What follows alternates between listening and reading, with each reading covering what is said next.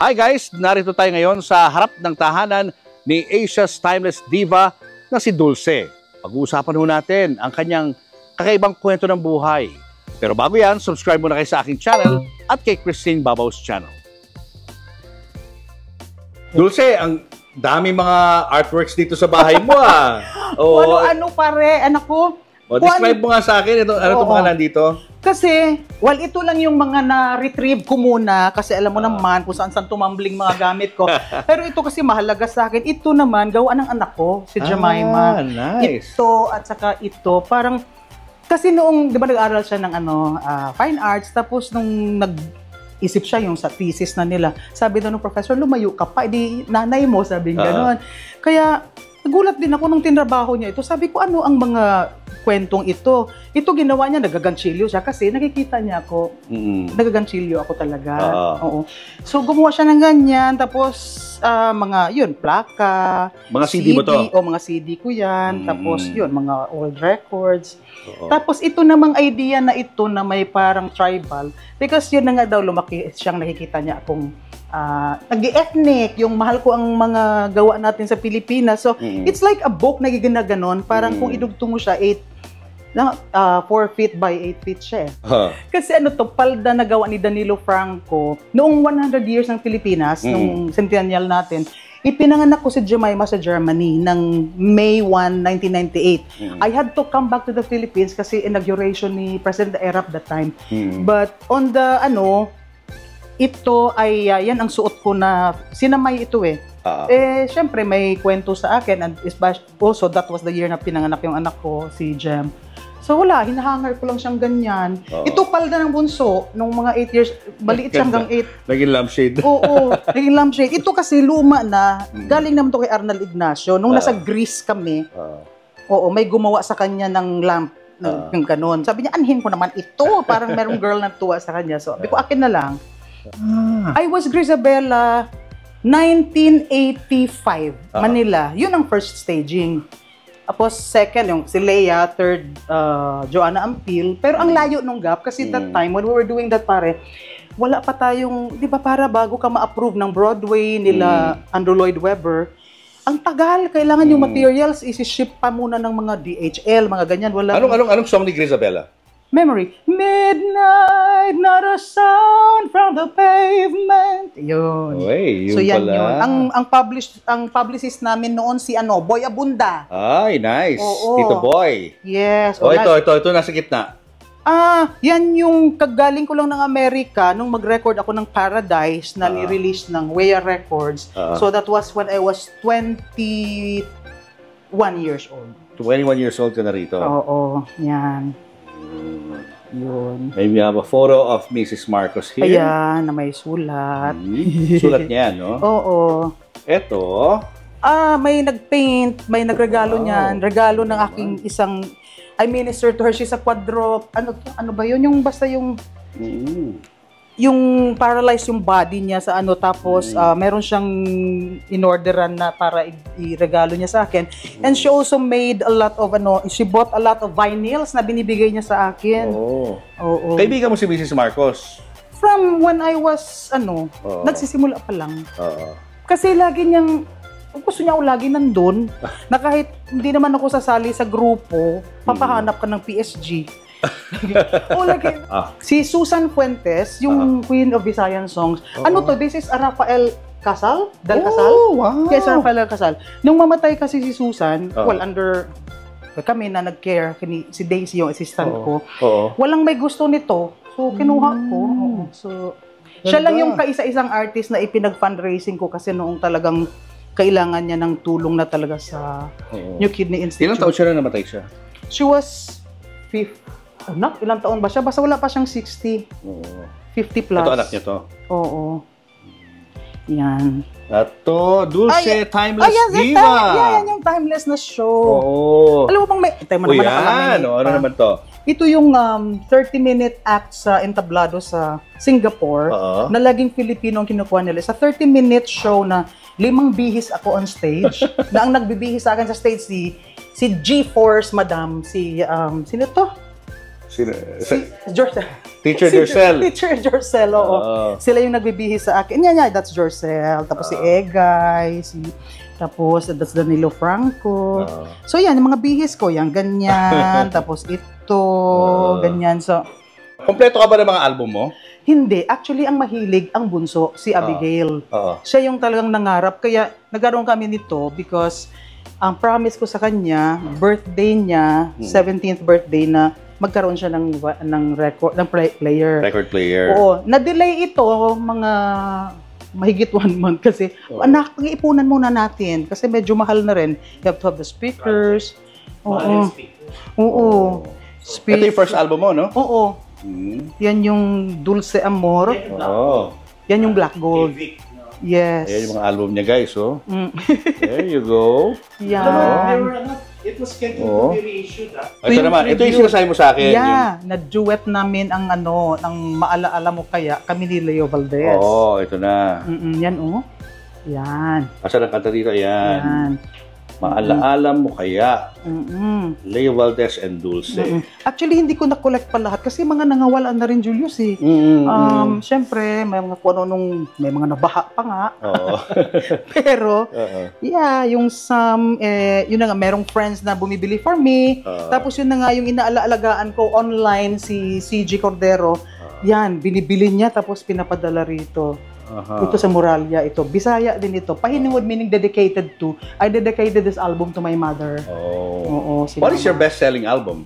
Well, it's still the na nagwagi.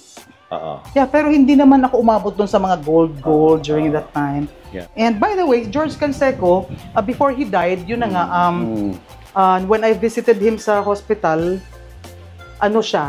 pinag-pray ko siya, and then tinanggap niya si Lord, and then sabi niya, isulat niya uli yung Nagwagi. So that's why he said na I was able to write a song to honor God. Kaya ang Nagwagi ngayon, nagagamit ko na siya all around na i-crossover from the original to the gospel words. Ini ba yung lyrics? Yeah, oo. Like sample? Like, ako ang nagwagi kailan may di na mari pang masawi, maling landas di tatahaking muli, buhay ko'y hawak niya bawat sandali. Ako ang nagwagi, ang kasalanan ko'y kanyang pinawi, ako ay pinatawad na, kay ganda ng gawad niya. Yun ang kinakanta mo ngayon? Yan yung kinakanta ko ngayon. Oo. I still sing the original, especially pag mayroong mga special na kailangan talaga yon.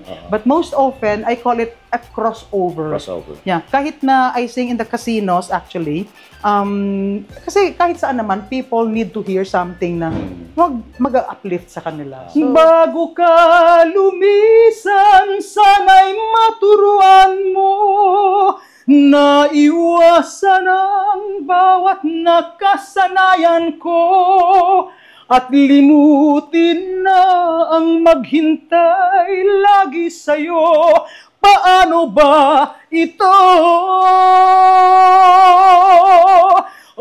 Kay daming bagay na hindi ko na alam, tulad ng lumuhat sa'yo ay magdamdam, dahil naniwalang labis mo akong mahal, laman ng bawat mong dasal. Paano ba aking mahal? Paano ba mahal? Sino naman itong napaka-sexing babae nasa portrait na to? Ay, Diyos ko. Parang nandyan pa pala yan. Anong kwento nito? So, kumanta ako sa Manila Hotel and then umupo lang ako doon sa isang yung lumang upuan. Kinunan nung dati kong manager. Tapos, nung picture siyang malaking ganyan, kumakanta ko sa isang, I think in Clark. Uso pa noon yung mga Clark, Subic. Somebody nag-approach sa manager ko, pahingi ng picture niyan. His name is Abel Malyari. And hindi ko siya mahanap. Humingi, tapos hinatid ito sa akin. Gumawa siya ng ganyan. Kasi ganyan ang picture mo? Ganyan ang posing picture, mo? Oo. Tapos, nung dumating, ganyan na. Wow, ganda. Parang natuwa nga ako may kasi... May bar ka pa, Nandito na. Actually, nakakatuwa yung mag-asawa na inalaw kami mag-rent dito kasi sobrang ang bait nila. Ang nakakatuwa, because when I met them, sabi niya, na medyo naluha siya, tapos kumanta ng ako na Gogi. Sabi niya, alam mo ba na noong maliit ka pa, kinukuha ka namin kumanta sa Coca-Cola? And I was still in Cebu. I was like 12, 13 years old. Ganda. And yeah. So dito ka nag-hangout minsan pag medyo malamig-lamig ang panahon, no? Oo, kasi ngayon yeah, so ayan, ganito mga bagay-bagay. Pero hindi pa namin talaga ito, kasi kulang-kulang pa yung gamit ko. Yes. Hindi pa namin na-retrieve. Wala kaming kumpletong plato, wala kaming kumpletong kubyertos. Magsisimula pa lang, Magsisimula pa lang, oo. Guys, kasama na natin ang Asia's Timeless Diva, Miss Dulce. Paring Julius.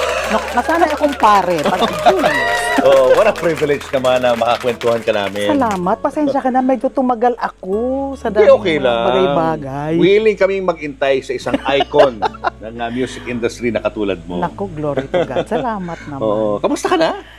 Pinagkakaabalahan mo? Maraming bagay pinagkakaabalahan, pero unang bagay sa lahat ay yung okay ako, mga anak ko. So, all is well. Yung bang, alam mo naman yung marunong tayong tumayo kada merong kung ano mang nangyayari, tatayo tayo. And by the way, congratulations kasi ang ganda-ganda ng ginagawa mo. I thank you. Yung sobrang natutuwa ako nakikita ko yung mga artists, lalo na katulad ko, ang tagal ko na sa industry, so most of the people na ini-interview mo, nakita ko na sila along the way. Yung mga dumating, umalis, yung mga nawala. And then you're giving them this opportunity na marinig sila uli ng mga tao. Thank you. Pareho naman tayo ng advocacy na hinahayaan natin ng Panginoon na gamitin tayo. Amen. Kung paano tayo makakatulong sa kapwa. Di ba yun yung the best, pare? Yes. Lalo na, talking to you, I'm sure maraming matututunan yung mga viewers natin, maraming mga may inspire sa kwento ng buhay mo. Ay, salamat.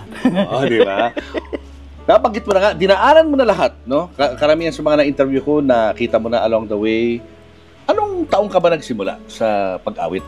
At ilang taong ka nun? 2 years old. 2 years old ka pala? So, kumakanta ka na? Oo, 62 ako ngayon, di 60 years na. Ano yun, akala ko kasi lahat ng tao ganun, akala ko lahat kumakanta. So parang siguro that time, yung agad nandoon na yung parang kailangan kong gumawa ng paraan para mapansin or marinig ako. Kasi sa Cebu, lumaki ako sa baryo, no? Sa baryo. Katabi ng ilog, paanan ng bundok. Nipa ang bahay, kawayan ng sahig, yung gano'n. And then, lagi akong kumakanta. And merong, sa piyesta kasi, sa probinsya, laging, di ba, yung mga pa-contest, gano'n. Pumunta ako at 2 years old, pero yung bata, baby pa yun, di ba? Pero toddler. Walang nagbabantay sa akin. Kasi kaya nga sabi ko, pinanganak ako sa mundo, parang anak ng leon, binitawan sa jungle. So, nung pumila ako sa audition doon sa may kapilya, 2 years old ka nun, ha? 2. Pumila ka? Yes. Okay. Ayaw nila akong tanggapin. Sabi ko, bakit? Basta bulol ako. Hindi ko masabi yung word. Basta nakakapila ka doon. Oo, basta gusto kong kumanta. Hindi, yung iniitsapwera ka talaga.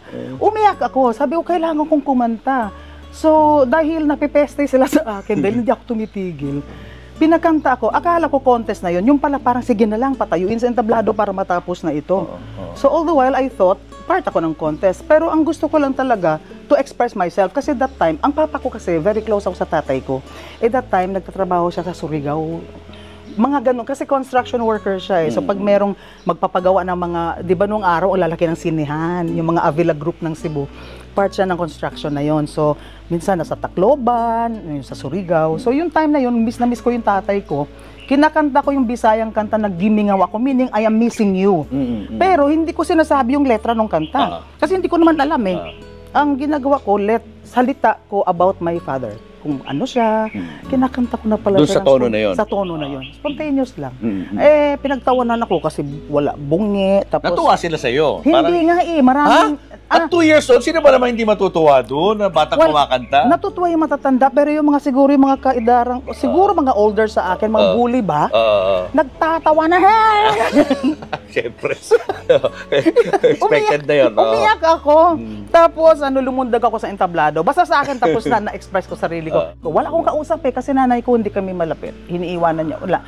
Kumbaga, well, of course, later on, okay, nag-okay kami last 10 years of her life. But that time, yung wala, yun na nga, pinanganak kang binayaan ka lang. Ganun talaga. Bakit ganun ang nanay mo? Siyempre, towards the end of her life, meron siyang mga ni-reveal, pero meron siyang hindi talaga sinabing totoo. Pero parang ngayon mo pagdugtong-dugtongin at mga kwentong naririnig mo, mas naintindihan ko na siya. But kasi nung time na namatay ang papa ko, namatay ang father ko 2008, ayaw niyang pumunta sa burol. Parang weird, no, na asawa, ayaw pumunta sa burol ng asawa. Pero naghiwalay niya. sila? Hindi. My papa stayed with her for 63 years. They were together for 63 years. Meaning, Andres Desaya ang tatay ko. Masyado niyang mahal ang mama ko. Oo, na kahit ganun nagbruha-bruha yung nanay ko, pinaglalaban niya So talaga. weird nga yun, na magkasama sila, pero nung burol, ayaw niya pumunta. Ayaw niya pumunta. So sabi ko sa kanya, sabi ko, madalhin kita doon. Sabi niya, ayoko. Sabi ko, bakit? Sabi niya, ang laki ng kasalanan ko sa papa mo.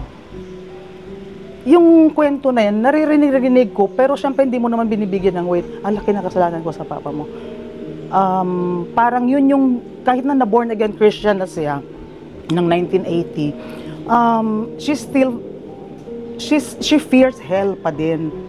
Christian na rin ako nung sabi ko, hindi ganun. Sabi ko, nung sinuko mo buhay mo sa Panginoon, napatawad ka na, wala na yan, tapos na yan, kahit ang gaano pa kalaking kasalanan. Sabi niya, laki ng kasalanan. So, pero because bigla, Julius, doon that time na yun, kung gaano yung hate ko sa mama ko from the time na iniwan ko talaga siya at 16, kasi pinapatay niya ako eh. Gusto niya akong patayin. Huh? Laging may ganun, pero hindi ako mamatay. Paano? Well, ano mga attempts na ginawa niya? If I'll put this straight out na ha, kasi diba, you know, I have shared to you about my spiritual life, no? Before I was born, dalawa pa yung anak niya, dalawang babae, si Ate, Inday Mary at Manang Lucy ko. Nagkaroon ng kwento na narinig ko nung grade 3 ako sa isang pinsan na ang mama ko nagkaroon ng pakipagkasunduan sa kaaway. Meaning, the enemy, Satanas, no? Siyempre, that time, I was young, hindi ko maintindihan. Pero, parang all my life, ang dami kong deaths, ang daming, when I was with her, yung pagkapapaluin niya ako ng yantok, hindi siya titigil hanggang hindi ako dumugo. Saan dumudugo? Anong bahagi ng katawan mo? Kahit saan, kung saan niya ako tamaan, kung ano. Duduguin niya yun? Pag may dugo, titigil siya, para siya natatauhan. But of course, I did not understand then. Ngayon na naintindihan natin salita ng Diyos sa Bible na ang Diablo ay naghahanap yan ng blood sacrifice. Parang there was that connection. Medyo malalim siya, mahirap siyang i-explain. Pero teka muna, bakit siya nakipagkasundo sa Diablo? Anong kanyang kanyang kapalit na hinihingi? Okay. Nakatira pa sila sa bundok, sa Sudlon. Sudlon is yung mataas na part ng Cebu. And taga doon ng papa ko. Naikwento ng papa ko na noon kasi, sa bundok kami, nagkasakit ang mama mo. Sabi niya, nagkasakit si mama ko na bedridden, na yung hindi na nakakakilo. So, ngayon na alam natin yung kwento na ang huling nawawala yung pandinig, di ba? Tapos, dumating daw yung parang pinaka-elder or barangay captain siguro. Kukunti lang naman yung bahay noon, nagkakalayong bundok, gano'n. Sabi daw nung elder kay Papa na, Leoncio, kung mamatay man si Andrea, itong si Lolita, yata yung pangalan ng babae, itong si Lolita may gusto naman sa iyo, ay kaya nitong alagaan ng mga anak mo. So, from that kwento, ang naintindihan ko, narinig ng mama ko yun. So, doon yung parang mabuhay siya or whatever ginawa niya, at nung nakatayo siya, lumakas bumangon. Kumuha ng itak. Yung itak na, kasi sa probinsya, di ba nakasabit lang sa dingding? Kinuha yung itak at tatapyasin yung ulo ng papa ko. At tatabasin ganyan. May scar ang papa ko rito kasi ang tinamaan dito lang, hindi umabot dito. Sabihin, habang nandun sa deathbed niya, nakipag-deal na siya sa dark side, no? Para mabuhay siya. Siguro, ganun. Diba? Kasi, oo, kasi parang... Pero inamin niya sa iyo yun nung nag-uusap na kayo bago siya mamatay? Bago siya mamatay, yung time na sinabi kong ang kasi papa ko... Kasi ang laki ng kasalanan ko, no? Sabi niya, this was during the burol of Papa. But before that, nung buhay pang papa ko, nasabi ko, Papa, we have to pray for Mama. Naintindihan niya na meron siyang kailangan i-renounce. Kasi habang sabi ko, yung mga pamangkin ko, kumanta lang ng worship songs, nagde-deliverance kami, nagka-cast out ako ng spirits, na makikita mo pare, may lumalakad dyan sa loob, parang ganun-ganun, no? Tapos ganyan-ganyan. Tapos sabi niya, meron pa. Sabi niya, so ika-cast out mo yun in the name of Jesus, no? Only in the name of Jesus, by the blood of Jesus. Sabi ko, sabihin mo, anak ka na ng Diyos, tinubos ka na ni Jesus. Tapos, sabi niya, andyan pa siya, sabi niya. Sila na ito, Sabi na mama ko, sabi ko, ma, alam mo, nung nalaman ko yung kwento na meron kang pakipagkasundo. Sabi ko, Sa tatay mo? doon sa yung kung sino man yung tinawag niya, di ba? So sabi ko, meron kang pakipagkasundo na ikaw lang ang pwedeng magpalaya sa kanya. Na ikaw magsabi sa kanya, umalis ka. Ayaw ko na sa'yo, anak ako ng Diyos, tinubos na ako ni Jesus. Ang nagkwento sa akin later on, yung kuya ko, si Mario, nagsabi, Day, may narinig ako, sabi, okay, alis na ako. Ganun lang? Hindi ko nadinig. May nakarinig yung isang kuya ko. Ganun sige, lang okay, alis ako. Ganun? Because kinumand niya, ayaw ko na sa'yo. I belong to Pagka Jesus. hindi na nagwala na para sa mga pelikula. Hindi, walang ganon. Kaya nga pala, upon the name of Jesus, the blood of Jesus, wala na siyang magagawa eh. Okay, alis ako. Nagulat ako sa sinabi niya. Sabi, Anday, alis na ako. So she was Anong afraid. boses daw yun? Boses ng lalaki? Normal, okay, alis na ako. Bakit kanya gustong patayin? Anong koneksyon nun dun? Now I can connect it with this. Na Hindi siya yun. Kasi nga, parang di ba? napopossess siya, ganun. Because di ba, the word says naman para Ephesians 6:12, for we do not struggle against flesh and blood. Hindi tao ang kalaban mo, but against the rulers, authorities, the powers of this dark world, and the spiritual forces of evil in the heavenly realm. So, ang kalaban mo, ang tindi nun, ilang parang armies din yun, no? But Jesus is the Lord of hosts. Siya yung head ng army ng kalangitan. So, ngayon, sabi ko, kung lahat dyan na noon hindi ko ma-explain, ngayon, naintindihan ko na siya, na hindi siya. Kasi bakit pag dumugo ako, natatauhan siya. Bigla siyang nagiging mabait sa akin. Aakyat ako sa puno, hahabulin. Kaya umaakyat ako sa puno, doon ako natutulog. Kasi gusto kong iwasan siya. And then, when finally, we went to Manila na, yung gunting ang pang-ano niya sa akin. So there are times talagang tatargetin ka niya ng gunting. So marami. Buti Actually, hindi naka-apekto sa pag-iisip mo yung mga nangyari sa in the past. alam mo pare, God's grace. Kasi nga, sabi, with all the things that happened at kung ano pa yung nangyari sa buhay ko, nung nag-asawa, etc. Sabi nga nung ibang mga kaibigan natin sa showbiz, sabi, ba't hindi ka man lang kahit nag-volume o kahit anong i-take? Sabi ko, no, I just refuse. Hindi kaya ng sistema ko siguro kasi lalo na I was early in life, 16 years old, nasa showbiz na ako Manila. Maraming temptation, 70s yung pare, and then mayroong mag-aaya sa'yo na to go here, to do that, to that. Date, Actually, at saka, may mga blind date pa nga. Pero ang nangyayari, sabi ko siguro talaga, the Lord really, He was there all along. Kasi bakit lagi akong nasisave?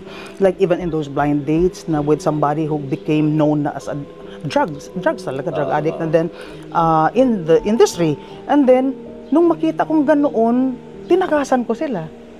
Tumakas ako. Tapos yung grupo na magpapat, hindi ako sasali. Magkakanta-kanta lang ako. Kunyari lang, may tama na ako. Parang tigilan nila ako. So, there were so many, but I know the Lord has just, of course, ngayon ko na lang masabi yan, the Lord all along has protected me. He has covered me from all those deaths. Nililigtas niya ako kasi... Ano naalala mong panahon na niligtas ka ng Panginoon? Itong sinabi nila, hindi ko ito matandaan. Sabi nila, 1-year-old na anod ako sa baha. Sa ilog. Kasi yung ilog sa tabi, yung alam mo yung running talagang ganyan. Tapos may flash flood, di ba? Yung biglang nagiging brown yung tubig. Sinundan ko kasi yung kuya ko, tumawid papunta sa kabila. Sumunod daw ako, I was 1-year-old daw. So, liliit mo pa nun. Nag-flash flood, yung current di ko kinaya, so naanod ako. But I don't have any memories. No memories. Pero they all have memories of it. Yung mga kamag-anak mo. Mga kapatid ko. They have memories of that na napulot ako sa irrigation kasi merong nagawang, yung irrigation portion, di ba, nahaharang ng tapos punta sa palayan yung doon ako napulot. Malayo-layo yun. Malayo yun. So may manangan na yun. So, black and blue daw, really dead. Patay. I was dead. Inabukan.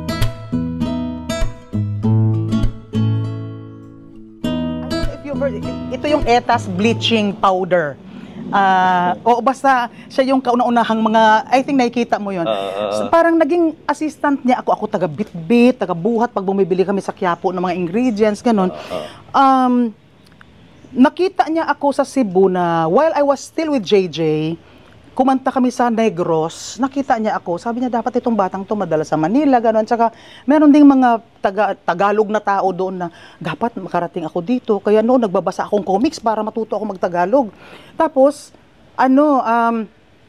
noong nag-offer siya na, sige, audition ka sa Tawag ng Tanghalan. So, dinala nila ako sa Manila. Alam ni nanay ito? Kasama ang mama ko. Kasama si nanay? Kasama siya talaga. Hindi niya ako pwedeng, ayaw niya ako iwan talaga. So, you can just imagine every day together kami na ganun kami kagulo. Okay. Nag-aaway kayo lagi. Yeah, because ano siya my mother, wala siyang ano na parang namapapahiya kayo with people. Walang ganun. Kasi lumaking baryotic nga, talagang, sabihin, no education, no grade 1, ganun. So, at saka feeling niya, ano siya, yun talagang ako yun. Manager siya. Yeah, manager saka queen, ganun. So, wala siyang pakialam. Pero matalino ang nanay ko, ha. And then, eto na, bumalik na ako sa pila ng Tawag ng Tanghalan. Ito ka na naman. Oo. 13 kasi ka na? 13 na ako. Kaka-13. Hinintay ko lang talaga yung araw. Pag naging 13. So, pila ako uli. Kumanta ako ng the greatest performance of my life. Nanalo ako. First prize. Tapos, pag ganyan, lalaban ka sa monthly finals. Pero that time kasi, limitado talaga yung repertoire ko. Wala pa masyadong kanta. So mga ganyan lang, puro Shirley Bassey, yung Never Never, from when I was 8 years old, ganon. Nanalo pa rin ako on the 4th week pala. Tapos, noong ilaban na sa champion, hindi ko na siya natalo. Ngayon, merong nag-talent scout sa akin. Nakita ako sa TV, taga Manila Opera House. Opera House, ang pangalan niya, I don't know kung andyan pa siya or kasi hinanap ko siya The Junior Frias. He is a comedian magician. Kakanta daw ako sa nightclub. So nightclub meaning Rojas Boulevard, Dewey Boulevard that time. Romulus Club, may big bands, ganon. Naging vocalista ako, one of the vocalists of Ludwig Austria and his orchestra. So, kumakanta na ako sa Rojas Boulevard at 13 years old. Nightclub yun. Yung nightclub na yun, pinupuntahan nila Max Alvarado, nila Panchito. That time I remember Miss Boots Anson Roa was there. Tapos, Carmen Ronda was one of the parang stars doon na performer. Ganyan. So, from that time, itong mama ko, umandar na naman kasi nga maraming ang gustong makipag-usap sa iyo. Yung, alam mo nung araw, sabi table, di ba? Gusto ka i-table. Siyempre, hindi talaga ako pwede. Tsaka ayaw talaga ng nanay ko. Tsaka I was young. Oo. At saka, although wala pa tayong batas kasi against young children. Hindi pa. So, nagalit ang mama ko minsan. Sabi niya, uwi tayo. So, uwi kami Cebu. Tapos, while in Cebu, yun yung kumakanta na nga ako doon sa yung merong happy hour, ganyan. Kinuha ako ng grupo. Ito ang grupong to, sila Tony Tuviera, Dennis Edilion, Alex Libongko. I was singing in that bar restaurant across the university nung gusto nila akong dalhin sa Manila nga. So, yun na nga pala, yun ay kakanta ako sa Cebu restaurant in Makati. Oo. So, that place was owned by Romy Halosos. Yun. And then, I was singing there with Manny Cabase, the father of Amapola. So, si Manny Cabase, who was the pianist when I was the champion when I was 8 years old in Cebu, siya yung pala ang nagkwento na merong bata na dapat yung ma-develop, gano'n. So, he mentored me while singing in that restaurant. Ilan taon ka niyan? I was already 15. 15. Si nanay sumama pa rin? Sama pa rin, oo. Pero, doon sa time na yon, doon matinding gulo. Doon kami naghiwalay na because I was singing, nahuhulog yung mikropono, nahuhulog. Tapos sabi nung pianista, si Daddy Manny Cabase, sabi niya, magpahinga ka muna. And then, I went to the doorman kasi ang mama ko may threat na. Meron kasing taong nanliligaw sa akin that time na super yaman. As in, parang yung uso noon yata ginagarahe daw. Mga DOM. DOM na igarahe ka. At every night pupunta, may dala siyang iba-ibang girlfriend kasi ito daw binigyan na ganong negosyo, ito bigyan ng negosyo, ito ganyan negosyo. Ako gusto niya rin ganoon. Hindi ko siya kinakausap, kaya lang nanay ko, nakikita niya na. So, ang sabi niya, pag nakita yung tao, sasaksakin niya. So, nininervyos ako, baka dumating. Sabang kumakanta ako, nahulog yung mic. Ngayon, pumunta ako sa doorman, sabi ko, pag dumating itong kotse na ito, kasi naka-Mercedes Benz, sabi ko, huwag mong papasukin kasi nanay ko nagwawala. Nag-aagawan sila ng gunting, nakikita ko. Nag-aagawan sila ng gunting. Seryoso si nanay talaga, papatayin talaga. Papatayin niya. So, natakot ako talaga. So, sabi ko sa doorman, sabi ko, huwag mo papasukin si Mr. Ganon. Habang ganon, dumating yung car. Oh my. Dumating yung Mercedes Benz. Di tumakbo ako doon, sabi ko, huwag bumaba. Sabi nung driver, nga pare, ngayon ko doon nakwento. Oo, tapos, so hinarang mo, Narang ko, pero nung magbukas ang bintana, driver lang, sabi niya, ay ma'am, wala po si sir, nandun sa executive bar something, kasi may kausap na general, bla bla bla bla. Bala ko talagang umuwi na, iwanan ko yung nanay ko, kasi nagwawala nga. Dinala niya ako doon sa bossing sa niya. boss niya, patay. So yung boss niya bumaba. Na ito yung nangyari, sir, ganito yan, ganyan. Ang ginawa niya, sabi niya, bigyan ng instructions, uwi kami sa boarding house ko, kumuha ako ng gamit, ako ng gamit, kasi aalis ako talaga, go kami someplace. Nag-instruct pala na merong pagdadalhan sa amin. So, si nanay wala na, inuwi na. Inuwi na. Ang nandito ngayon yung kapatid ko. Oo, so kami ng dalawa ang nandyan. So habang kumakanta ako doon, dumating yung si sir, dumating bossing. Yung bossing na nagtulong sa akin. May kasamang lawyer. Yung lawyer na pinapunta niya para kung ano man yung ayusin, para siya yung troubleshoot niya. So, noong kinausap ako, bibili kita ng bahay sa Dasmariñas. Hindi ko man alam Dasmariñas. Tapos sabi ko, ayoko. Bakit? Anong gusto mo sa Forbes? Hindi. Sabi niya, tig-isa kayo ng nanay mo kasi alam ko gusto mo kasama mong mama mo. Tig-isa kayo. Hindi po, sabi ko ganoon. Sabi niya, I will support you. Sabi nga ganoon. Ay, hindi po, nagtatrabaho po ako. Sabi ko ganoon. Sabi niya, binibuild ang Vera Mall, kunin ko isang floor para sa'yo, gawa ka ng doon, gawa tayong piano. Lab yata sa'yo yung isang yan, I was 15. Oo. Tapos, gawa tayo. Ilang taon na yun? He was 30 something, but he's, married siya Sabi, of course, later on, I found out, to my memory, he owns one of the very first buildings in Ortigas, ganyan. So, nung, may nakikinig na bossing doon sa kabila pala, naririnig niya lahat. So anyway, sabi ko, no sir, sabi ko, but ako, I appreciate it. I thank you for everything, sabi ko gano'n. Pero, yung kanyang lawyer, sinisipa akong gano'n sa paa. Ginaganon niya ako. Pirmahan mo na, gano'n. Oo. Hindi po, sabi ko gano'n. Ano naman ang contract? Hindi, walang contract. Ang sabi niya lang, umuuna ako kasi ayusin, bahay sa ganyan-ganyan. Sabi ko, hindi po, nagtrabaho ako. Vera Mall, ganyan-ganyan. Binibuild pa, gawa. Hindi po, sabi ko, kung tatrabaho po ako, tuloy ko na po yung pangarap ko. Tapos, ano na siya, yung parang, tumahimik na siya, sabi ko, I'm sorry, sabi ko, excuse me sir, sabi ko, I have to sing again. Sabi ko, I have to sing na. Sabi niya, I will not wait. Sabi niya, hindi ako magkikinig sa yung kumanta. Sabi niya ganoon, may gusto lang akong sabihin sa'yo. Sabi niya, in my lifetime, hindi na ako makakahanap ng babaeng katulad mo. parang 15 years old? At 15, no? Bakit daw? Anong dahilan niya? Hindi na ako makahanap ng katulad mo. Siguro because of those mga offers, wala akong tinanggap and all that. Na-challenge siya. Pero wala kasing pitik sa akin talaga yun na gugustuhin ko. I just want to work. Tinanggihan ko lahat. And then humirit pa rin siya later on na yung secretary tumatawag sa akin, kunin mo yung kotse mo kasi ibinili ka niya ng kotse. Sabi ko, hindi ako marunong mag-drive. Di kumuha ka ng driver. Hindi, basta sabi mo sa kanya, ibigay niya sa asawa niya. May biniling jewelries daw. Sabi ko, hindi ako marunong magsuot ng jewelries. That time, di ko alam mo yung tunay. Sabi ko, bigay niya sa mga anak niya. So, I recorded Dulce Amor. Hindi ka pa Dulce nun? Hindi pa. Ano name mo? Marites. Liamedo. Kasi Maria Teresa Liamedo ako. Oo.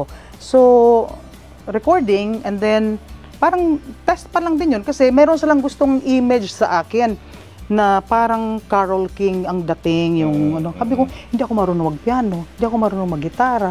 So kanta lang talaga, tapos yung kanta parang folk song, parang folk sing ang dating. Pero belter ako. So gusto na lang sabi, hindi, bumibitaw talaga So yun na talaga yung natural sa akin. So after the Dulce Amor, parang walang plano of another, walang ganon. Pero noong naisip ni George na mag-submit sa Metropop, nag-submit siya ng 3 kanta, isa yung natanggap, yung Ako ang Nasawi, Ako ang Nagwagi. So nung ma-interpret yun, hindi nanalo yun sa Metropop kasi ang winner noon, Bulag Pipi at Bingi, Lupa at Ewan. Kasi ang Nagwagi parang 5th lang siya composers contest, di ba? Tapos ako yung pinili nila, that time, Kadoroy Valencia pa, was part of the Metropop Foundation, sila ni Miss Amy Marcos. Ako daw ipadala. Sa Tony Barreiro, sa Hong Kong, may mga protesta because, syempre, dapat daw pinapadala abroad sa contest, mga winners.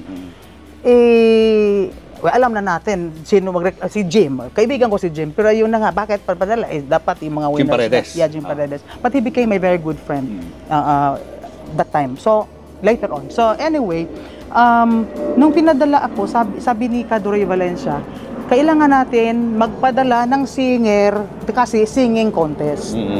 Oo, so yun na nga, nanalo tayo ng grand prize doon. Wow. But bago nanalo yun, kasi every country, dalawang representative. That time, kasabay ko si Ernie Tagle. Interpreter din siya sa Metropop. Pero hindi niya kinanta yung song niya doon, yung gusto kong umawit. Kinanta niya Bridge Over Troubled Water. Kasi every contestant, dahil singing contest, you can sing any song.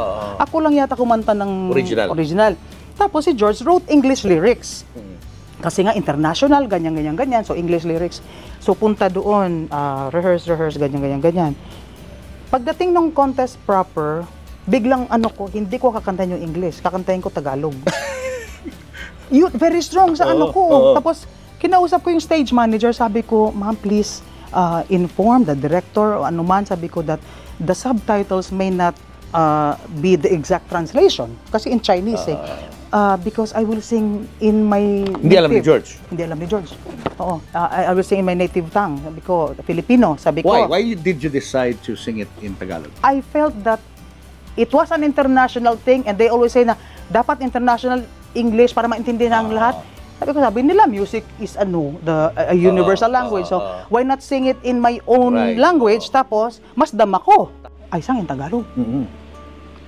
Hindi pa tapos ang contest, sinugod na ako sa likod ng ating mga kasamahan. Inaway ako talaga. Tikas ng ulo, ganyan. Naway ako ni Angie, ganyan. So, pagtawag na nung sa mag-a-announce ng winners, tayo lang ako doon, ganyan. Siyempre, alam ko na wala na. Kasi nga, lumaban ako. Kumbaga, naging rebelde ako. So, nung manalo na yung, I think, ang third prize was from New Zealand, ganyan. Tinawag na yung second prize, Philippines. Si Ernie Tagle ng Bridge Over Troubled Water. Siyempre, ako wala na. Philippines na eh. Wala na. So, wala na, gano'n lang, banjing-banjing lang sa likod, sa pila, ganyan-ganyan. Parang chika-chika na lang ako doon sa ganyan-ganyan. Nung in-announce yung grand winner, Chinese, hindi ko maintindihan. Tapos, ang name ko pati doon, passport name, yung basta, sa Maria Teresa Llamedo, parang Laimeto, something like that. Na wala, hindi clear sa akin. Ang ginawa, itinulak ba ako ng isang kasamahan ko? Go! What? You, the winner! Sabing gano'n. Yan ang nangyari. Oh my God. Nanalo, pero wala na sa ano ko talaga. Kaya that was ako ang nasawi, ako ang nagwagi. Ano pa yung mga naging hit songs mo after that? Okay. Kasi ako ang nasawi, ako ang nagwagi, ang naturingang signature song. Signature song. Pag sinabing Dulce, kantang yan. Konektado, isang tao lang yan. Oo.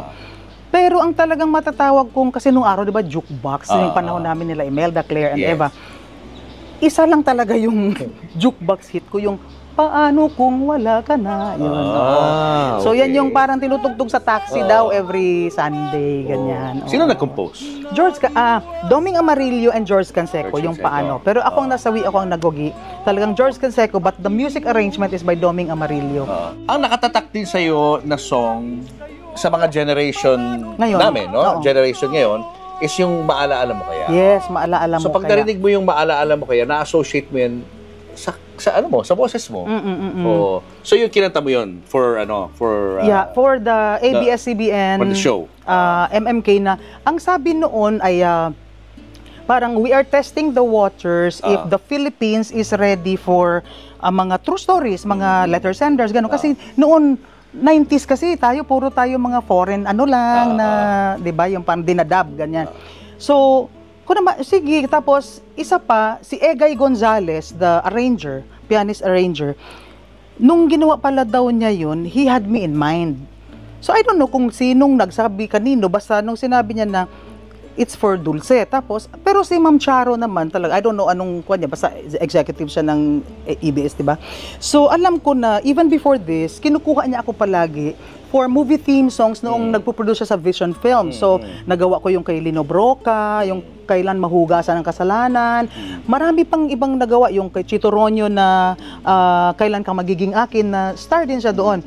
And, noong in-offer ito, sabi, dapat iba daw ang kumanta. Pero si Egay, sabi niya, if you are going to have somebody else to sing, wag na ito. Kasi nagawa niya yun for me.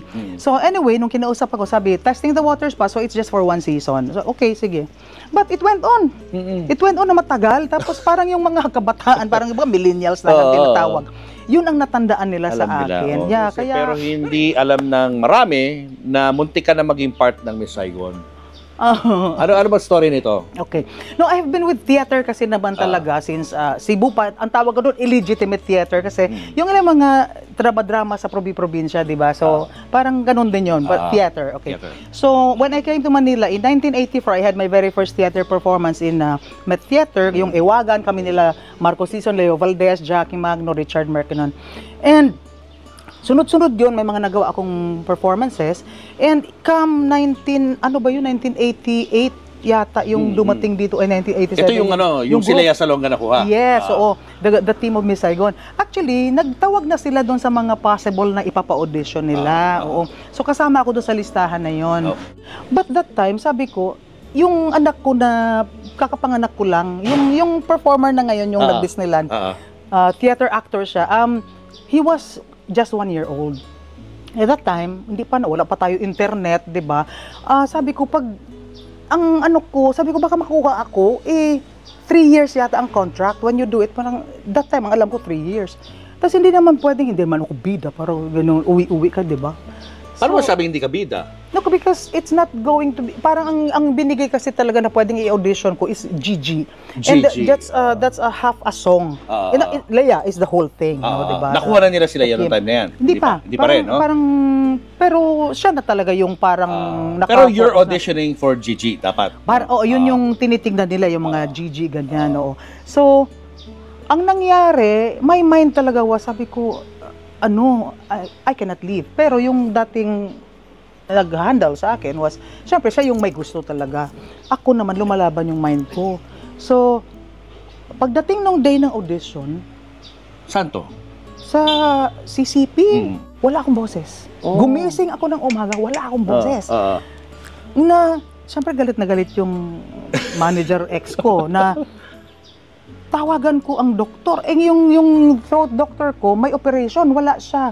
So, tumawag ako kay Louis Reyes. But the thing is, hindi nila ako maintindihan. Wala talagang lumalabas. Oh my God. So, pinapunta nila ako sa UST yata. UST si Dr. Llamas. Sabi niya, you cannot sing. You have acute pharyngitis. Acute pharyngitis, laryngitis.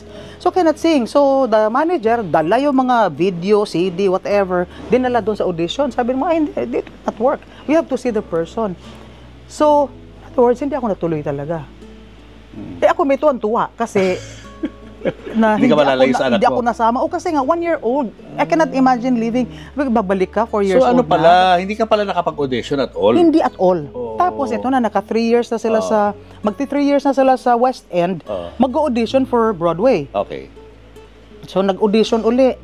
That time, sabi ko, wala na ako takas nito. So, at saka okay na. At saka okay na, tinawagan ako. So, I went. So, ang in-audition nito, parang, Gigi for New York. So, I went. Tapos, ang nandoon was David Caddick, the musical supervisor, Vincent Leaf, and si Claude Michel Schoenberg, yung composer. Ang kinanta ko pa that time, One Moment in Time, kasi yun yung kasikatan, oo. So, kumanta One Moment in Time. Tapos, they asked, tinigil yung audition, tinawag nila ako dun sa, hindi yung parang, okay, thank you, out. No, they stopped, and they called me to the panel. Ang sabi ni Vincent, ni Claude Michel Schoenberg, so, how are we going to apply visas for the children? Sabing ganun. Sabi ko, alam nila yung kwento na ayaw ko umalis because of the children. So, sabi ni David Caddick, you know what?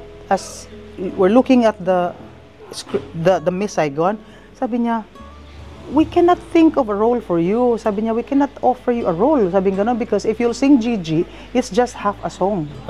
And then Leia takes over in everything. The Kim takes over. Ganun-ganun lang ako kasi natuwala ako sa naririnig ko. Sabing ganon. But we will definitely tell Mr. Cameron McIntosh about you. Sabi nilang ganun. Ako naman, chika lang yan. Para sige, sabihin namin ganun. Para sige, huwag sumamaloob. So anyway, parang, nung sinabihan nila ako na ganun, actually, it was already like callback. Kasi parang pinili na nila yung sino yung mga possible. So, callback yung ilan sa amin. Tapos yun na yung sinabi nila na we cannot. Tapos, itong si Claude Michel Schoenberg, nakakawindang yung mga sinasabi kasi. I mean, shocking. I mean, well, for me, marami, it may not be true, but siguro yung moment na yun, yung naramdaman niya, you know what, I haven't heard such a great singer since Barbra Streisand, sabi niya. So parang, diba, parang, Diyos ko, yun man lang na experience na yun, sobra na yung aliw sa puso mo. So anyway, di natapos ang audition, I thought it was over. Pinatawag na ako sa New York because Cameron McIntosh wanted to see me. Oh my gosh! Na-intriga siya sa'yo. Siguro nga, kasi dami lang kwento, siguro, whatever. Siguro pinupush ka naman ngayon, no? So, but when we left, kasama ko si Regine Velasquez at si Jamie Rivera because they were to be Kim's auditioning for Kim. Also, Kim or basta. Tatlo kami, kasama si Dong Alegre. So, we were given time slots. Parang every talent kasi parang 10 minutes ka lang eh. Okay. So, mauuna ako, ako una bago Regine and Jamie and others, marami nakapila doon. So, pagpasok ko, pinaaral na sa akin yung movie In My Mind, yun yung kanta ni Gigi. Dito pa lang sa Manila pala, doon sa callback, yun na yung pinakanta sa akin para kantahin ko sa Canada. Yung naiyak nga si Claude Michel Schoenberg, naluha siya, na I haven't heard a great singer since Barbra, sabi niya. Tapos doon sa pag-audition, ito na, Movie In My Mind na talaga. So, di ba yung parang sa movie na chorus line, nandun sila sa, yung, sa middle ng theater, pito sila. Madilim. Oo, tapos pito sila nandun. Kilala ko lang, yung choreographer si Bob Avian, yung director si Nick Heitner. So, nung kinanta ko yung Movie In My Mind, ang alam ko, yun, i-exit ka lang. Biglang may pumalakpak sila and it doesn't happen in auditions. So parang, pulakpak sila tapos tumayo sila. Nag-standing ovation, oo. Nakita ko sila. Tapos, sabi ni Nick Heitner, can you sing for us one moment in time? May request. Yung director, can you sing for us one moment in time? Tapos si David Caddick, yung musical supervisor, umakyat, sabi niya, okay, let's see if I can do this. Tumugtog sa piano. Siya ang tumugtog kasi siya yung nandun nung nag-audition ako. Okay, so kinanta ko one moment in time. Tapos parang ang mind ko, nag-iisip na sabi ko, sobra na ako sa 10 minutes kasi naghahiya naman yung mga susunod sa akin. So right after singing, yung talagang, diretso ako sa exit. Lumayas talaga ako. Tapos goodbye na talaga. Biglang nung nasa exit na ako, pumunta ako sa may hagdanan, gumanon ako sa may hagdan, parang, what happened? Biglang may tumatakbo, sumusunod, hey, excuse me, sabi gano'n. Kita ko mama na maliit, na may salamin, tapos naka-fold yung kanyang olive green na shirt. Excuse me, hey, I'm Cameron. Sir Cameron, sabi niya, you know, daming sinasabi na yan. You are blah blah blah blah blah blah blah. Pumasok na si Schoenberg, so the whole yung mga nasa harap pumunta sa likod. Pumunta doon sa likod, sa hagdanan, kung saan ako naroroon. Pumasok na rin si Alan Bublil, yung ibang writer, pumasok na doon lahat. So nagkumpulan na doon, nagkwentuhan na doon, kung ano-ano na mga sinasabi. Tapos si Vincent Lee talagang hindi siya maka-get over. Sabi ni Cameron McIntosh, you know what? You deserve your own musical. Sabi niya, you deserve your own musical. Sabi niya.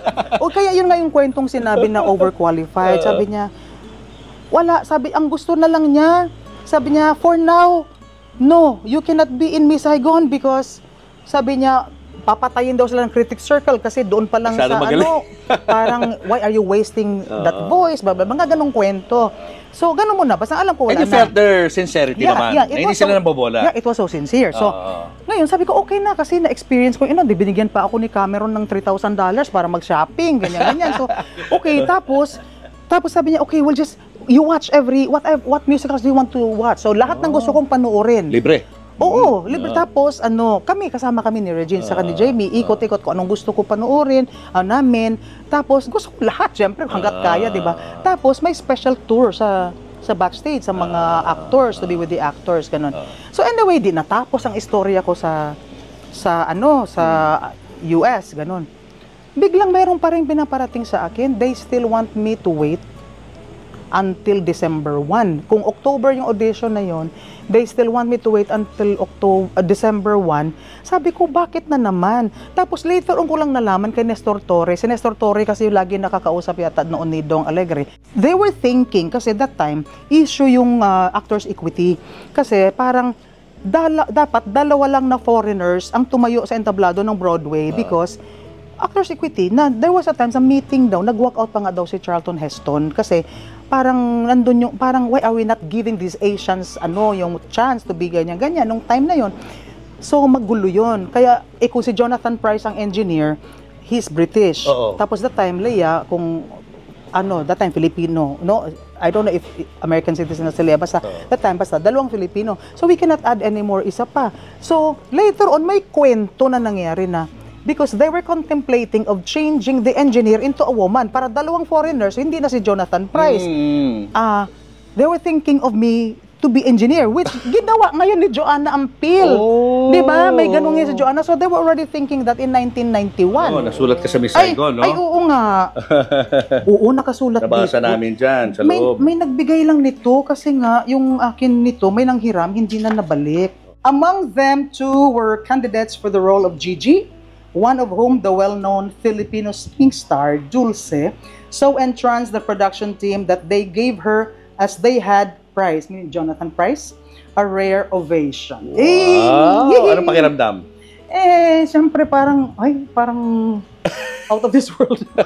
Imagine sa libro ka ng Miss Saigon. Kaya nga nagulat. Hindi ka naman member ng cast, no? Hindi talaga ako. Andito. And then, yun na nga, nung bumalik dito si Claude Michel, when they ask about you, sobrang nakakatuwa. 1995, ginawa nila yung world premiere ng The Music of Alan Bublil and Claude Schoenberg, world premiere sa CCP. Among the artists na nandun, Saigonistas, and the rest are going to Saigon, ako lang yung hindi. Sinali pa rin ako because Claude Schoenberg ordered, I want Dulce to be Fantine. Diba? So when I went to the auditions in Manila Hotel that time. Kaharap ko si Claude Schoenberg, sabi niya, Dulce, you don't have to sing for me now. I just want you to do I Dreamed a Dream. Then I was young and unafraid, and dreams were made and used and wasted. There was no ransom to be paid, no song unsung, no wine untasted. But the tigers come at night, with their voices soft as thunder, as they tear your hope apart, as they turn your dreams to shame.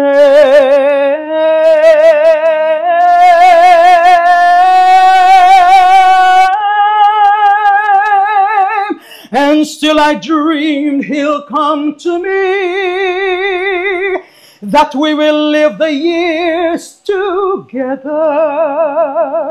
But there are dreams that cannot be, and there are storms we cannot weather.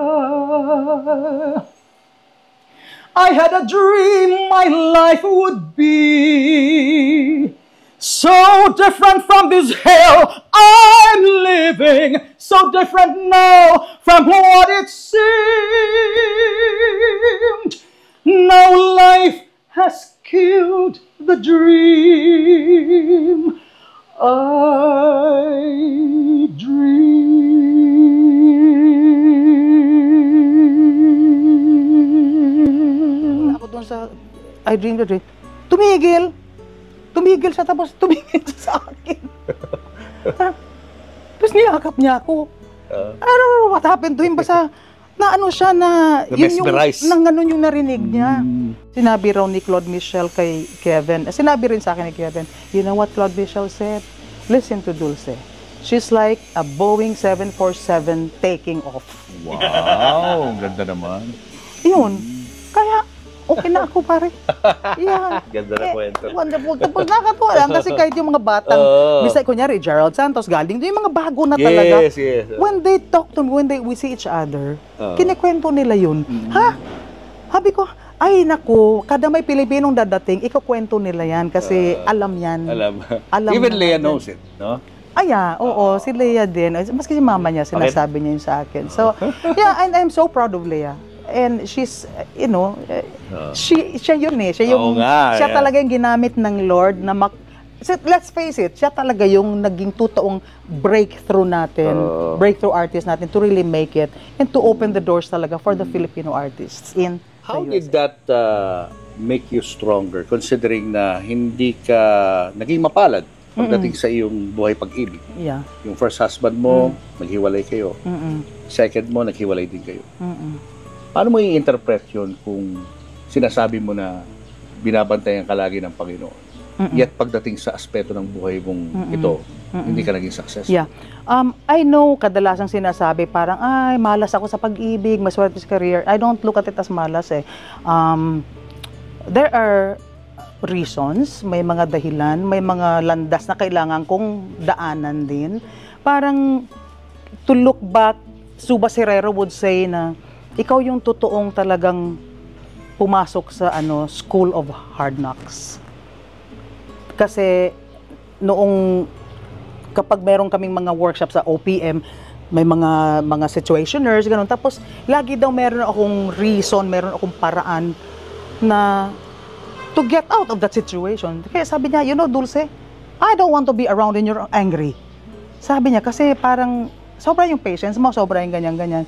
Kasi, in fairness, my marriage, the first one, umabot ng 14 years. Itong huli, 26 years. Mas matagal. Yeah. Pero, when at that situation na, nung umiiyak ako sa Lord, biglang lumabas yung 14 plus 26. What is 14 plus 26? 40. What does 40 represent? Diba, 40 years in the wilderness. So, now I'm free from the wilderness. Tapos na yung ganong pagdurusa ko. So, parang kinailangan kong, hindi ko isinisisi sa Diyos or kung ano man, bakit nangyari ito. Because it all started well. It all started like, diba, bilang as a husband, I know as a wife, you have to submit. Kasi, andun yung utos yun eh, submit ka. Pero meron din palang, kapag hindi na maka-Diyos yung pinapasubmit ka, hindi na rin pwede. Diba? You cannot submit to corruption, you cannot submit to abuse, diba? Yung children mo exposed to things that they're not supposed to see, diba? So ganun, nakikita ko rin na hindi nga akong gumagawa ng paraan para matapos. It's always like, alam mo yung parang kung paanong hinawi ng Diyos yung dagat para tumawid yung mga Israelita. Parang ganun yung nakikita ko kasi... Papakita niya sa'yo. Because, bakit nag-open yung way? Magugulat ka din sa mga situationers at yung mga detalles, bakit na ganun ang nangyari? Para din ako makalabas. Nililigtas ka niya? Nililigtas niya ako kasi hindi ako nag-e-effort, Julius. Dumarating lang talaga. Ang sa akin, andun ako sa Lord, hindi ako magrereklamo, hindi ko to isusuko, bigyan mo lang ako ng lakas. Like, sustain me to go through this hanggang saan ito. So, I did. Pero hanggang sa dumarating na lang talaga na nag-open yung way. At nakita mo? At nandun ka na. Bigla na lang nandun ka na sa isang sitwasyon na you're free. So, ganun. How many kids do you have? I have 5. I have 3 from the first one. I have 2 sa ngayon. Anong gusto mo sabihin sa mga anak na nanonood sa atin? Mga anak ko, sila ay mahal ko. Wala akong, kahit na ano pa yung mga bagay na ikinahinanakit siguro sa akin, wala na sa akin yun, wala sa akin. Kasi they also went through a lot. Parang, sila mismo nag-suffer. Nag-suffer din sila. So, in their minds, sa kanilang estado na pag-iisip, yun lang yung kaya nila ding ibigay sa akin, yun lang din ang pwede nilang gawin. So, tanggap ko yun. Yung sama, wala akong bitterness, wala akong daladalang galit. Sila? Meron pa ba? Hindi ko nakakausap kasi. So, ilan ang hindi mo nakakausap na anak? Yung tatlo. But I let them. It's okay. Kasi, may mga bagay na hindi nila ako maintindihan. Siyempre, hindi ko naman ipipilit. At may mga bagay na, syempre, may mga, di ba, may iba-ibang tunog yan, may iba-ibang naririnig. At meron din silang na-experience, merong na-witness, but yun na nga, we all witnessed, we all went through that too. Pero yun na nga lang, I chose to stay on that path na kung saan sabi ko, okay Lord, you are sustaining me, hanggang saan ito, ikaw ang may alam. Hindi ako magsasabing tulungan mo ko umalis dito.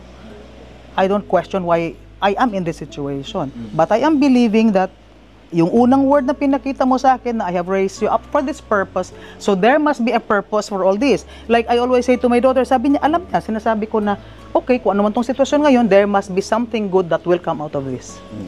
I always look at things that way. Even if your last relationship ended already, ayaw pa rin nilang makipag-usap sa'yo? Mayroong nagpasabi, no, may nagtanong kasi sa akin na nung tinanong, nag-uusap na ba kayo? Ang sabi daw, he's waiting for an opportunity. Well, I pray. Because there was a time I was trying to reach out man. Tapos, kapag medyo dumami na yung attempts mo at wala, you just have to stop. And you have to just continue moving with what you have to do with your life. So you haven't talked to them for how long already? From the time they blocked me ng December 10, 2021. Tagal na rin, no? Yeah. Kasi yung son ko who was already performing in Disneyland, Hong Kong, magtatawagan kami noon video call, ganun. Tapos, mga bandang October, kasi October yung launch ng campaign. And klaro naman sa lahat na I campaign for BBM, no? And from that time on, tataka ako hindi sinasagot yung text, yung call ko, hindi. So, sabi ko, ano kaya nangyayari? Siyempre, wala sa hinagap ko yung connected yun kasi alam naman nila na lumalaki sila na I was always with the Marcoses. I mean, from 13 years old, may mga kung ano ng connection ko sa kanila. I mean, it's beyond politics or show business. It's beyond that. And yung support ko doon, aside from that, there's really that I really prayed for it. Mahirap kayang lumaban sa marami. Diba? Yung ikaw lang yung tatayo dito, tapos sila andun lahat. Inaway ako ng lahat. I mean, kinansel ako ng lahat. But after all that, kung magsalubong ko, niyayakap ko na lang kasi friends tayo eh. Pero, nakabati ko na yung lahat, pero itong anak kong hindi. So it was politics all along? Ang reason? It was, because nag-post. Not about your husband or but yung relationship mo? But you know, when I look at it talaga pare, may connection talaga yung ginawa nung ex-husband ko na yan doon sa mga anak ko. Kasi masyado silang hurt na hindi ko rin alam kasi nga maraming bagay kasi ganito yun ganun gagawin sa kanila, iba yung nakikita ko.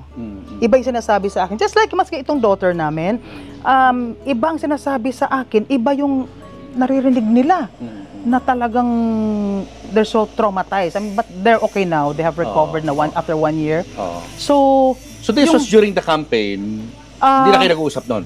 Hindi pa nga nagsimulang campaign. Alam ko, parang launching yun yung nung October na yun. So doon pa lang din ako kinausap.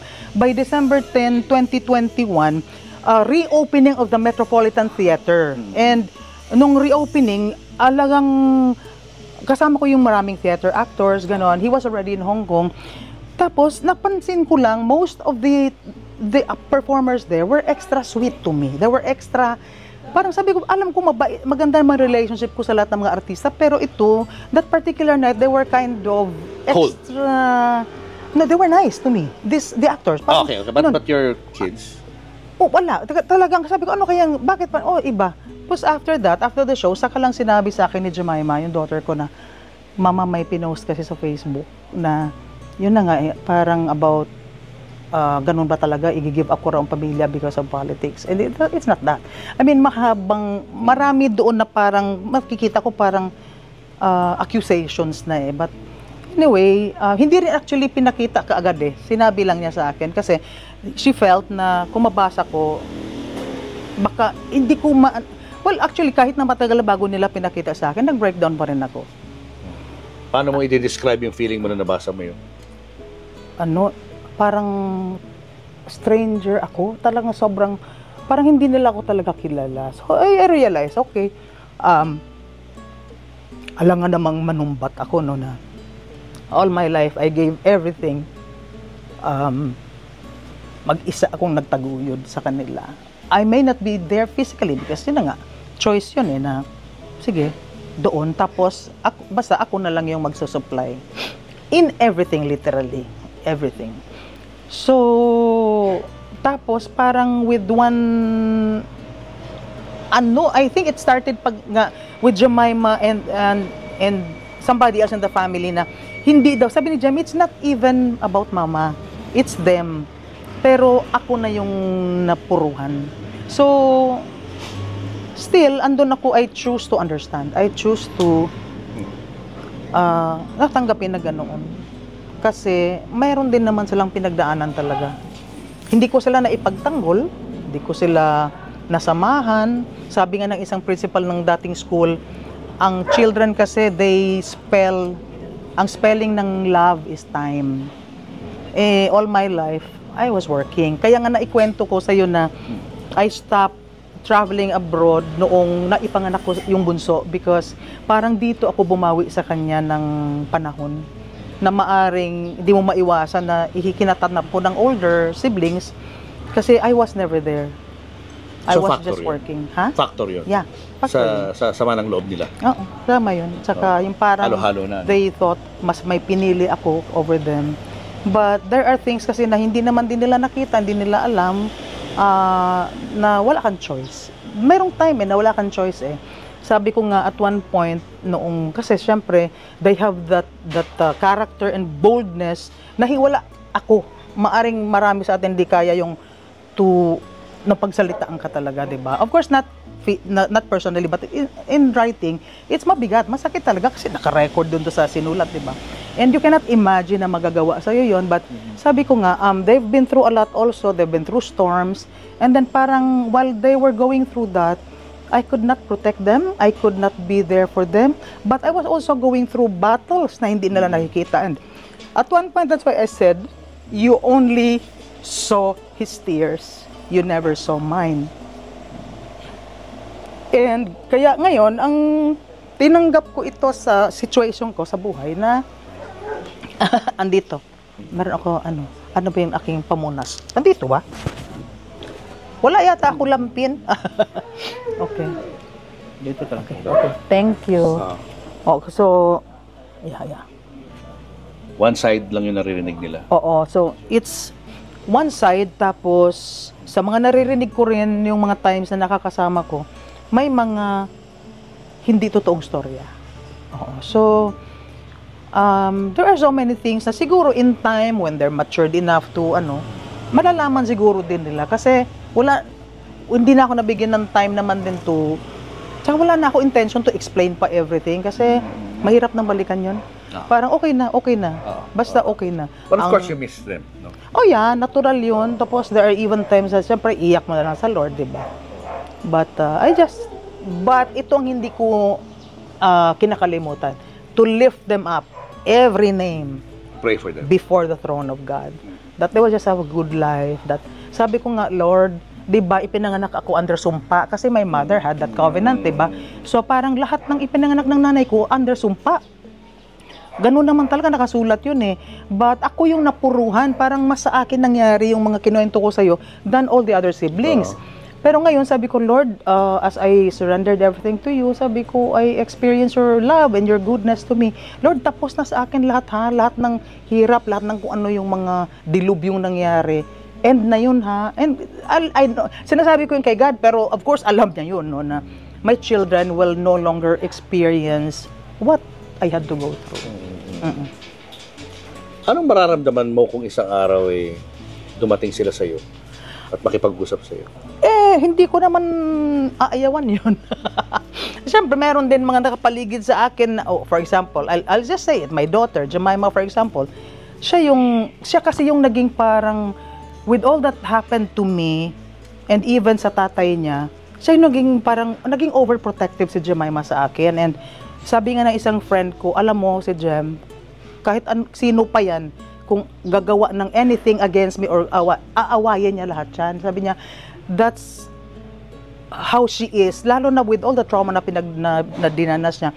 And sabi ko nga, I know that she feels so bad na in fact, nandun ako sa thinking na maaring ayaw niya talagang makipagbate. na makita ako. Nasabi, ito nga, kwentuhang nakakatawa kasi, I said, kung kunyari, we look at things, yung mga situations na maaari din natin maiwasan, if mamatay ako, sabi ko. Ngayon sabi ko, kung mamatay ako, better na lang, wag na lang sila magpakita. Not because I don't want to see them. Not because ayoko sila doon. Sabi ko sa kanya, ayokong awayan mo sila. Alam niya yan kasi baka nandun pa. Pero syempre, ang prayer ko is that mag-ease up din si Jem. Syempre, mahi-heal din siya kasi parang siya yung naging shield kasi ng lahat. Parang siya yung tumanggap ng lahat ng ito. Siya witness ng lahat. Parang bago niya maparating sa akin, sinusort out niya. So, kaya naintindihan ko rin yung anak ko na ganun. But siguro alam mo, misunderstanding lang siguro. Yeah. Miscommunication, misunderstanding na hindi naman unrepairable. Yeah. Pwede naman pag-usapan bilang isang pamilya.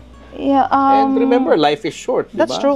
Well, nagkaroon sila ng ganung choice. Parang tapusin na lang, ganun. Ako naman, pwede mo ba tapusin yung hindi naman pwedeng matapos, di ba? So, basta sa akin is that wala akong hinahawakang sama na loob o ano man. Kasi even yung mga apo ko, na-stop kasi every Saturday they'd call me. Tapos biglang nakputol yun. Lahat talaga, as in lahat. So sabi ko, sige, so parang, okay Lord, I have to, baka yun yung season muna ng buhay, na yun muna, na-enjoy ko yun for a while, and then ito muna ang haharapin ko. Parang, siguro din, sabi ko, kahit kasi may pangit na nangyayari, sabi ko, I'll just look at it as, okay, the Lord is sorting things out for me na, okay, ito muna, para baka hindi kayanin. 'Di ba? So, even may mga pangit na nangyayari o masakit, meron pa rin talagang way si God how to fix things para, okay, dito muna para mas maging productive ka. Kasi, hindi naman ako nalugmok or nag-dwell doon sa pain na yan para hindi ako makakilos eh. So, I still continued on. Oo. Kahit na i-bash nila na may mga salita na, mabuti na lang, hindi ako nag-Bible, na parang naging katawa-tawa yung ginawa kong sumunod ako sa salita ng Diyos. So, yeah, parang, in God's time, no? In God's time, and I really, and I pray, it's not just a wish naman talaga is heart's prayer na that I'll be well with them. As I have said, sabi ko, Lord, tapos na sa akin ang lahat ng nangyari. Hindi sa Diyos galing ang pahirap. It's because the enemy had a hand. Ngayon tapos na, by the blood of Jesus is cut. Kaya sabi ko, lahat ng mga anak ko, Lord, magpa-prosper sila. They will be blessed. They will have a good life. They will have a happy life. And of course, hindi naman perfect ng buhay, but I'm sure they will have a better life than what I had before. Let's pray for Dulce, guys, no? We'll pray for you. Sana ay you. malampasan mo itong mga pagsubok na to. Amen, Sa dami ng mga nanonood sa atin ngayon, sama-sama tayo. Naku, yung mga fans magdasal para sa kanya. Yung mga fans ni parang Julius.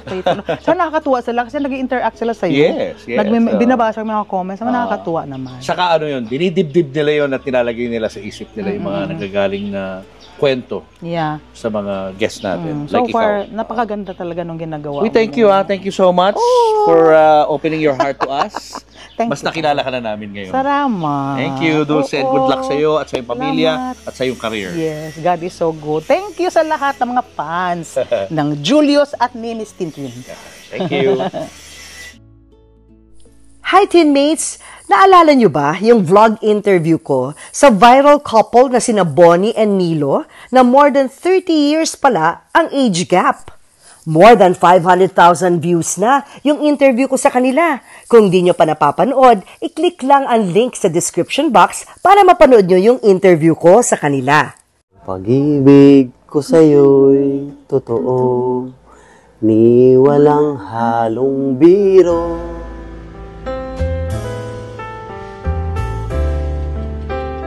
Ang alam ko lang po, parang sa kanya po parang naka-padlock yung puso ko dati.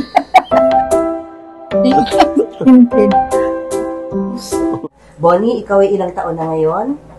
Mag-73 ngayong May. 73 years old na si Bonnie ngayong May. At ikaw, Nilo? Mag-42 po ngayong December. 42 this December. Paano ang labing-labing? Ay! Julius, ikaw pinakayos. Ang sex life, meron pa ba? But wait, there's more. Hindi pa tapos ang storya. Kasi sina Nilo at Bonnie, meron pa palang not just one wish, but 2 wishes. At ang una nilang wish, sana magkaroon ng chance na ma-experience naman nila ang professional David Salon makeover. Eh, alam nyo naman, ang inyong fairy godmamu, basta kaya ng aking powers, ika-grant natin ang ganyang mga simple na wishes. Wish number 1, coming up!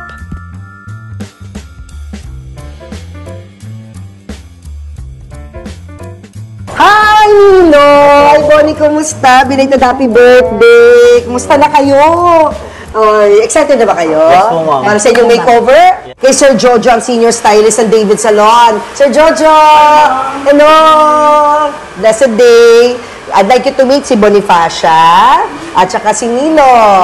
Husband and wife team. Siyempre, ang ating gagawin ngayon isang couple makeover. Ito ma'am, yung chocolate brown para makover yung mga white hair nyo kasi marami na siyang puti. Oo, marami ka ng puti.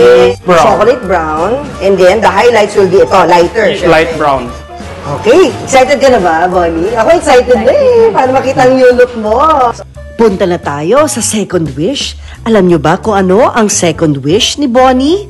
Medyo alam nyo na siguro kasi yan din ang laman sa comment section. Ang wish ni Bonnie ay sana magkaroon siya ng pustiso. Hi! Here's Bonnie and Nilo. At ito'y walang iba kundi ang GAOC.